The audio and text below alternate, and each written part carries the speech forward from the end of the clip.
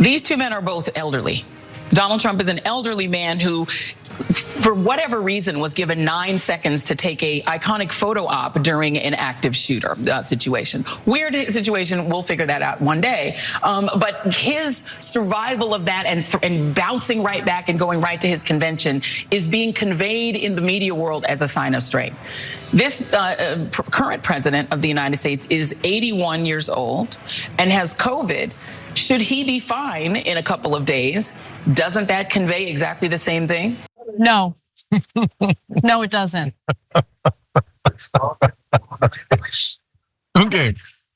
I mean, are you serious, Joy? Are you serious? I mean, these MSNBC hosts look totally unhinged.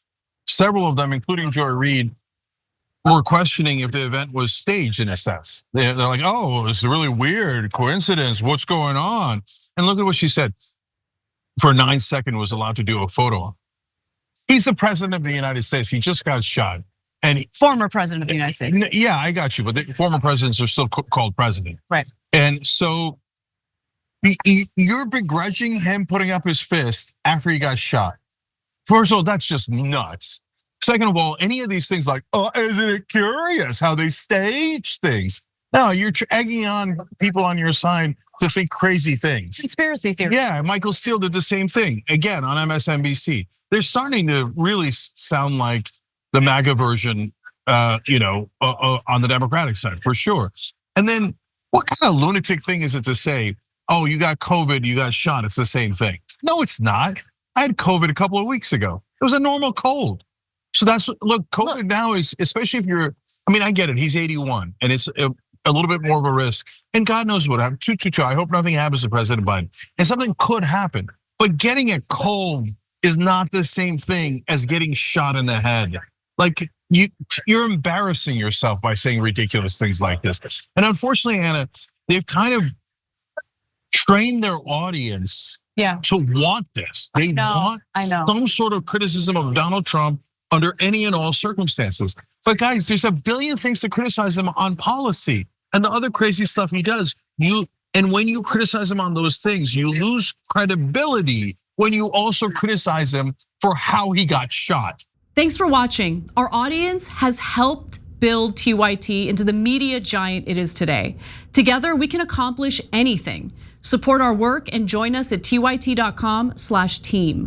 Yeah, it's kind of crazy because Cenk and I have been doing this for a long time. And I remember when I first started working at TYT, there was one cable news channel, Fox News, that was very clearly partisan, very clearly dishonest in their framing, deceptive in what they were telling their audiences. And since then, unfortunately, that virus has spread to all other forms of media, including left-wing media, MSNBC. And so I don't have a problem with them criticizing Trump at all. We criticize Trump on this show. What I have a problem with is the way that they frame things, the way they omit certain details and certain stories. It's not helpful, and it creates these ideological bubbles in the country where rather than finding common ground with both sides, we all hate each other. There's always division. It's always toxic. And I feel like it's leading the country in a really, really bad direction. What she said there was just, she said it with a straight face. I can't believe she said it. I'd be so embarrassed if I was on the record saying something like that. But anyway, as we know, yesterday it was confirmed that President Biden tested positive for COVID. This is the third time in the past 2 years that he has tested positive for COVID. Here's what he wrote on Twitter. I tested positive for COVID-19 this afternoon, but I am feeling good and thank everyone for the well wishes. I will be isolating as I recover, and during this time, I will continue to work to get the job done for the American people.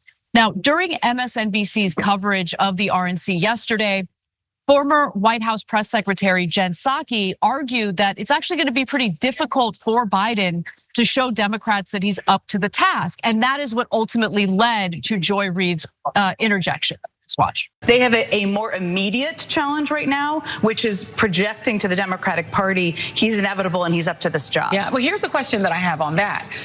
These two men are both elderly. Donald Trump is an elderly man who, for whatever reason, was given 9 seconds to take a iconic photo op during an active shooter situation. Weird situation. We'll figure that out one day. But his survival of that and bouncing right back and going right to his convention is being conveyed in the media world as a sign of strength. This current president of the United States is 81 years old and has COVID. Should he be fine in a couple of days? Doesn't that convey exactly the same thing? That he's strong enough, older than Trump, to have gotten something that used to really be fatal to people his age. So if he does fine out of it and comes back and is able to do rallies, isn't that exactly the same? It I mean, it's not exactly the same. It's not the same incident, but it's an elderly man coming through out of an illness. It should. It's funny because Jen Psaki's face was like, what are you saying? Please stop talking. But then she says it should. Of course, she doesn't want to embarrass her colleague there.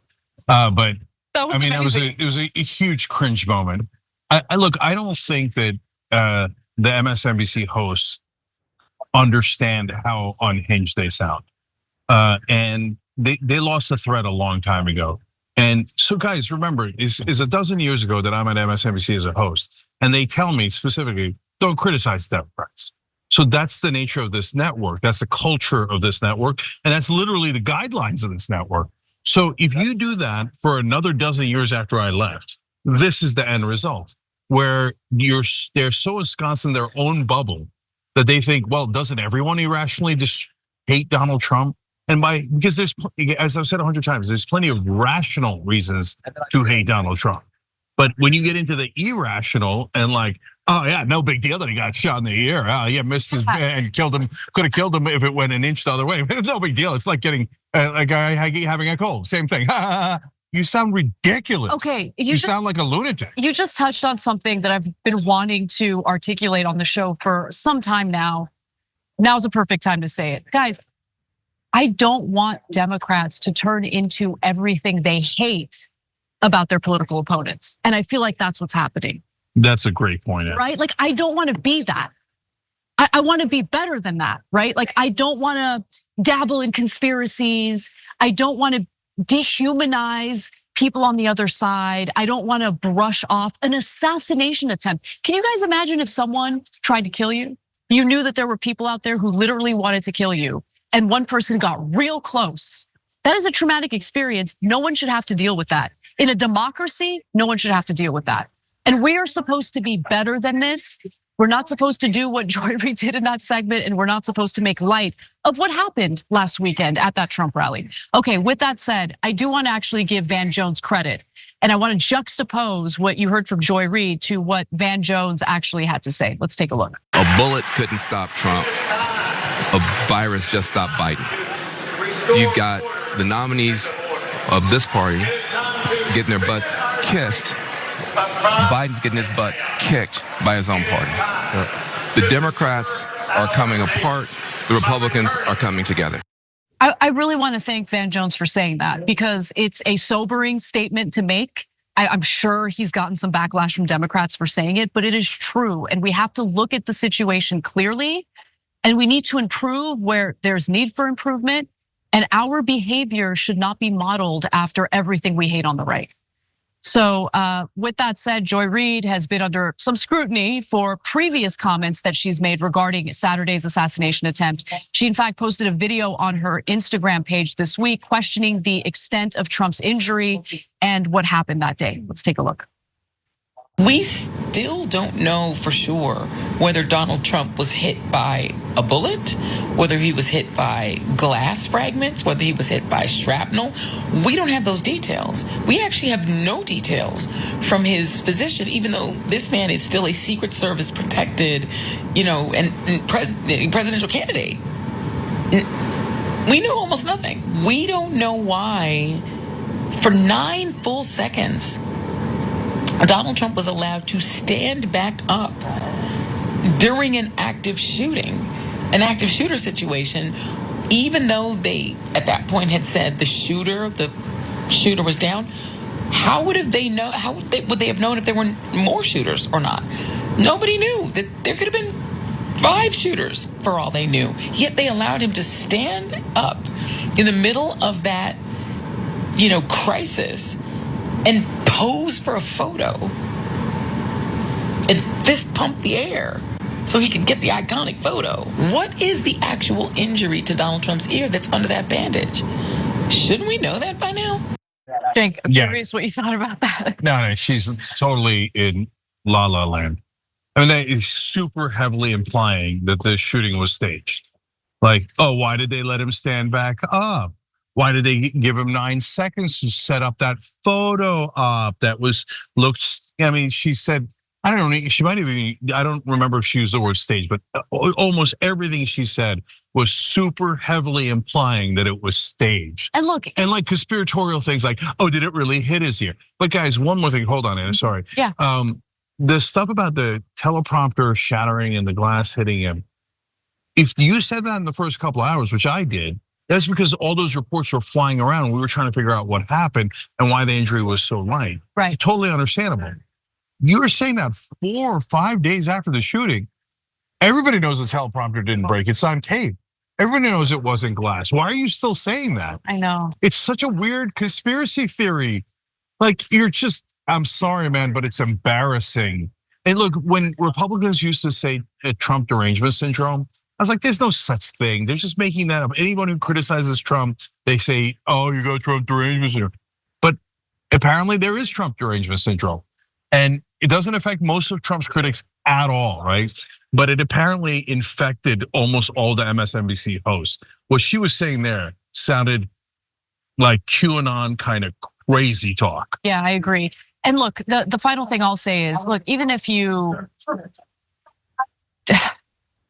take Trump out of it, okay, for the people who are alleging that, oh, this was all staged, a person is dead. Okay, a Trump rally goer, a father of 2 daughters, dead. He was shot and killed as he was like shielding his family from the shooter. And 2 other individuals were in critical condition. I think their condition has improved slightly, but they're still in the hospital and it's still serious. Yeah, it's just last thing, because I want you to think about how crazy these conspiracy theories are. So what do you think happened? They fired real bullets that killed Corey, the firefighter who was killed while shielding his family. They hit a couple of other people, but they meant to do all that. They meant to murder that poor guy. But then Trump ducks down. And what do you do? Like in the old wrestling days, Dusty Rhodes, the American Dream, would roll under the wrestling ring and would cut his own forehead with a razor. So it looked like when he got hit by the chair that it was all bloody and stuff. Do you think Trump was carrying it around? Oh, just in case there's an assassination attempt. Oh, perfect. There's one now. Here, I'll cut my ear. I mean, what is this? Come on, who's this crazy? No, obviously the bullet grazed his ear. What? She was like, what do you think it was? We don't know if it was a bullet. There's a bullet flying by him that the New York Times photographer captured on tape. What else do you need? No, that's totally Trump derangement syndrome.